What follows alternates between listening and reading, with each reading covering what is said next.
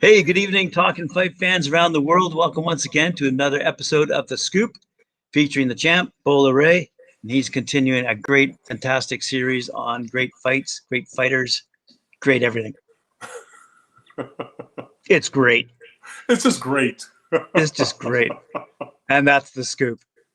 uh, um, well, uh, Before their first fight, the tension could be seen with the naked eye. At least it seemed that way. Um, Neither fighter had any love lost for the other. Post-fight interview depicted a defeated but gracious Leonard, eager for a rematch, and an understandably jubilant Duran, welcoming the very same rematch. How did round two of this trilogy go? What was the venom still hot and spraying from the combatants? What mental chess game was the order of the day this time out? My name is Bola Ray, and this is The Scoop. As seen in their first encounter, the mental game is equally as important as the physical one when it comes to the outcome of a boxing match. In their first dance, Duran wanted to enrage Leonard to the point where his emotions would take over and cause him to make critical mistakes. It worked to perfection. Leonard made the monolithic mistake of prepping. So, we're talking pre-fight strategy. He was prepping for a scenario that he would beat arguably the very best in many people's eyes at inside fighter of all time at an inside fight. Wow. Leonard changed his game plan completely this time. At the pre-fight interviews, Leonard would completely deflect anything called aggression against Duran and played this humble yet complimentary game. He would, in essence, just talk about how he's excited for the fight. He's a worthy champion. He's amazing. This, that, and the next thing, and completely diffuse all the machismo. I bet his Duran's estrogen levels went up from the sweetness that Sugar was giving him.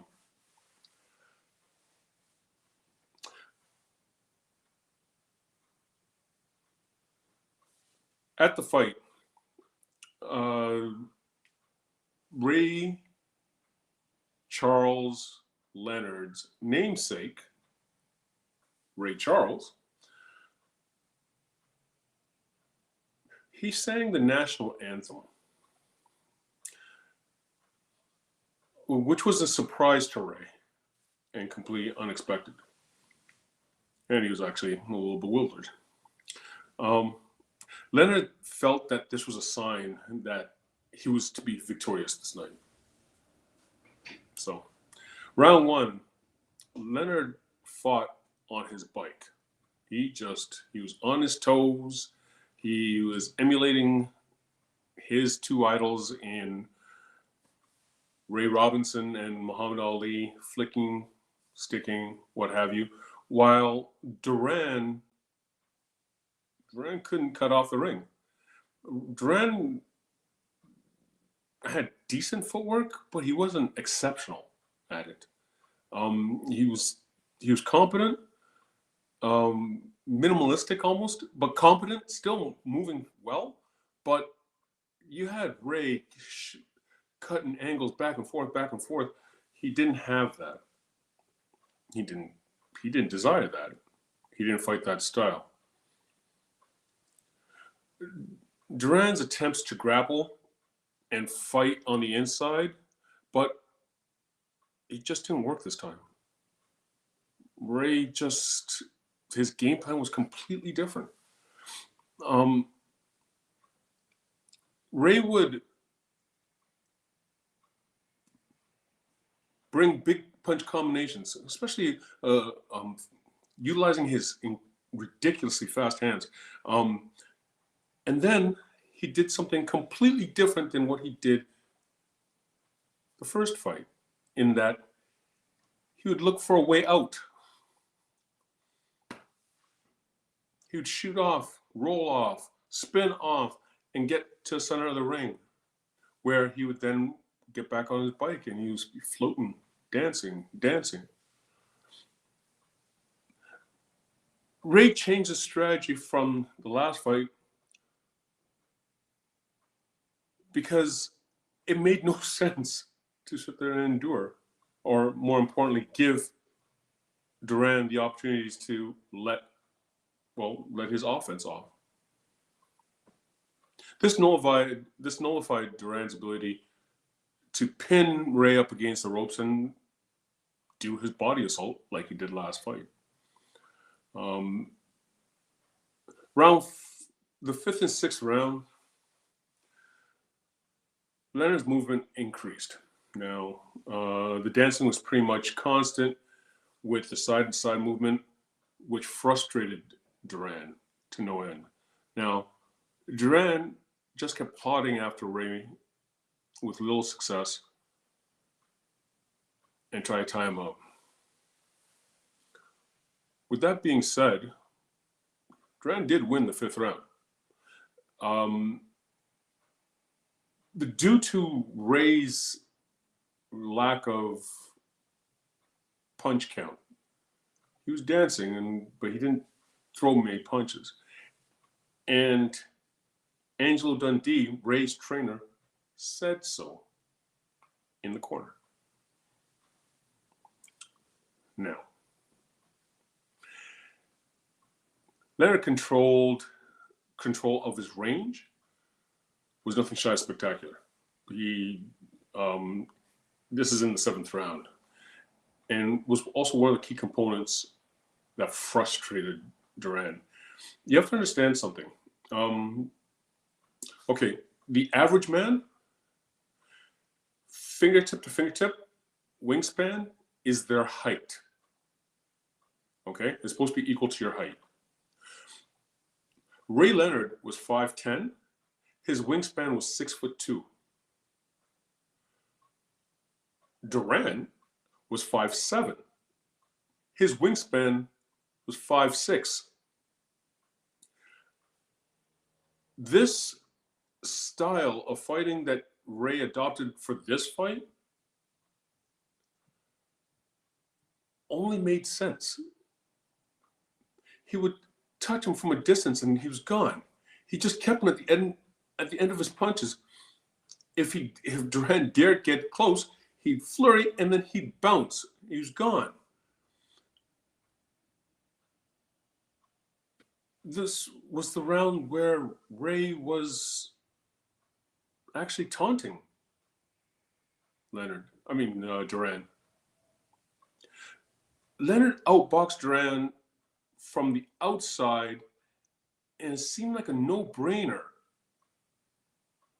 Like, that's what you seriously wondered what he was thinking the first time. Like, it just seemed just so natural. Now, Duran obviously was not accustomed to this showboating. He got nullified. He was nothing shy of embarrassed. It was evident that Duran just couldn't find him. He made Duran so furious that Duran start chanting, "Come on, fight, fight. Like, stand still so I can hit you," sort of thing. But Ray just spun off.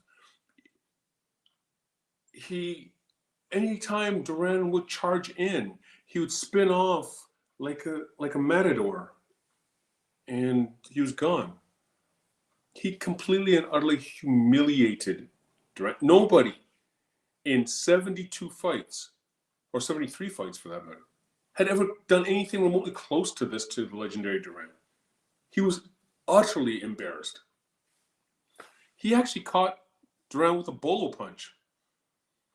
And then he actually fainted, and Duran was actually reacting to the feints. Like, this is ridiculous. Like, you're talking about, this isn't supposed to happen to somebody of this pedigree. And Ray was that amazing that he was able to do that.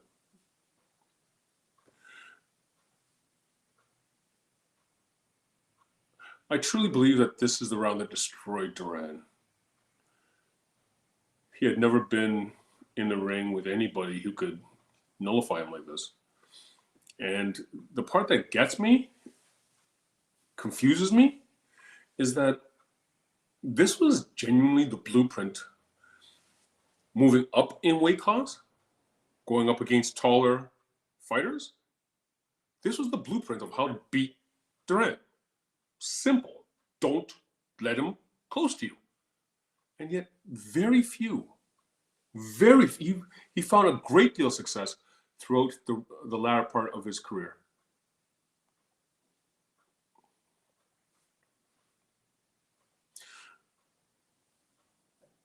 Round 8, Duran came out,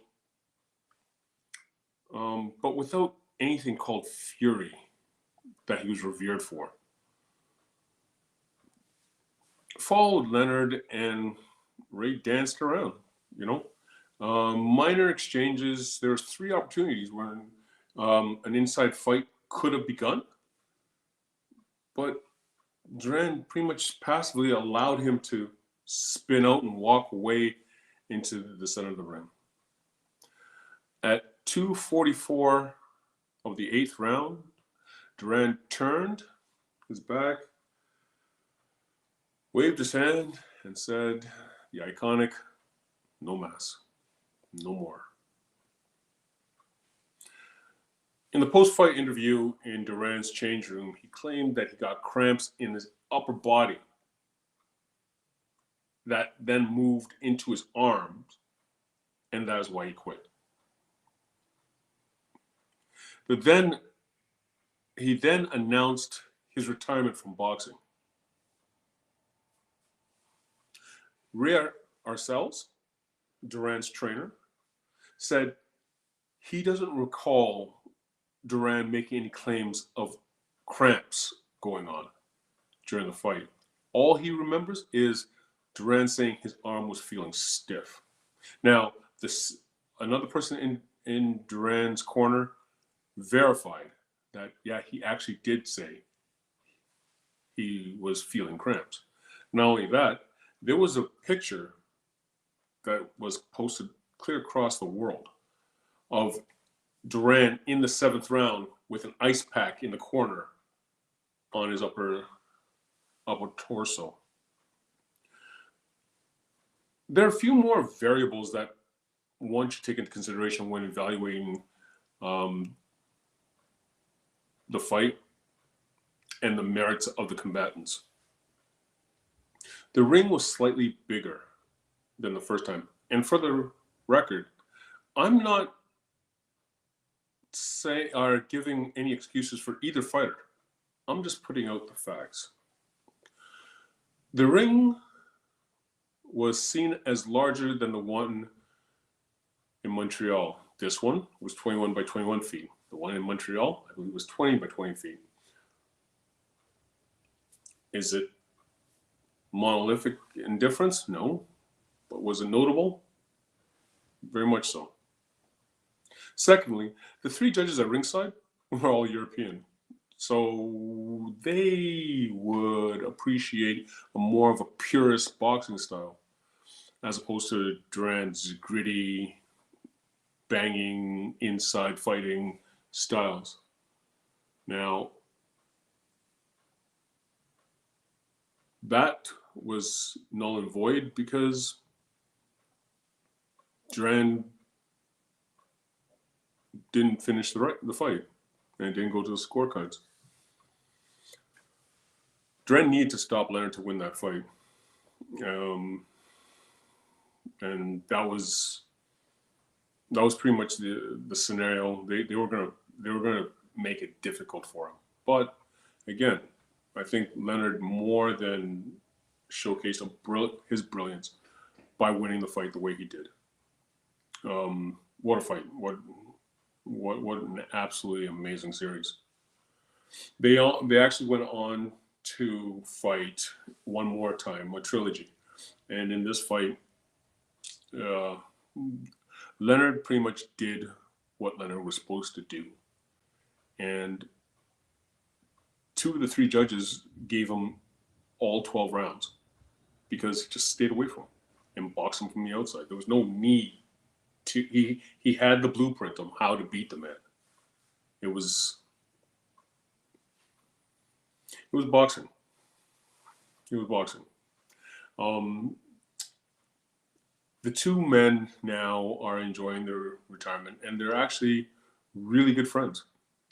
You would never have known it during this fight, but that's what boxing does. It makes brothers out of warriors, out of combatants. So if you like this episode, please smash the like button, hit subscribe, and tickle the notification. It's your boy Bola, and that's the scoop. Thanks very much. I appreciate that. That's you know what that reminds me of? When we first started this a couple of months back, we talked about boxing as a sport, but then there's the art of boxing. What you just described, how I interpreted all that, was that Sugar Ray Leonard understood the art of boxing. Yes, there's the sport and the sportsmanship, the talent and the skill, all that stuff, but there's also an art to this. And yeah, I think in that sequence, that trilogy, you saw the art of boxing as well as the sport itself. Good stuff, man. Good stuff. The sport of boxing is very much cerebral, and that's the part that, like I said several times, that the layman does not see. They see it as, well, controlled rage to some degree, but actually it's not the case.